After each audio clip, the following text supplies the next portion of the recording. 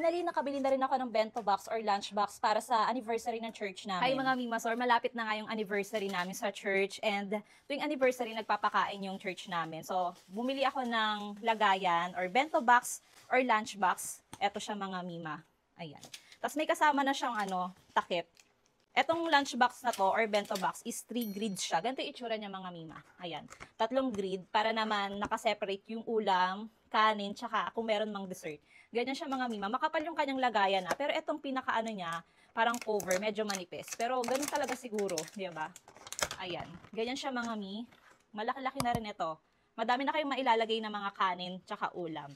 Ang ganda mga mima, kung meron kayong food business, maganda itong paglagyanan. Napakamura lang din niya. Available siya in 10 pieces, 25 pieces, 50 pieces. Itong kinuha ko is 100 pieces siya mga mima.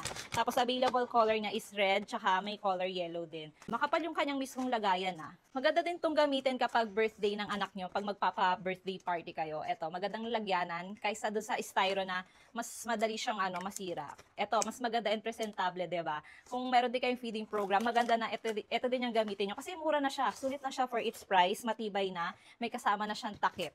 Nung una mga mima, akala ko mali yung takip kasi hindi ko siya maitakip, pero ang dapat pa lang gawin is hihilain mo siya pailalim para siya, ganito, ayan, para matakip siya, ganyan siya. Kung gusto nyo nga rin to mga mima, ilalagay ko na lang yung link kung saan ko to na order.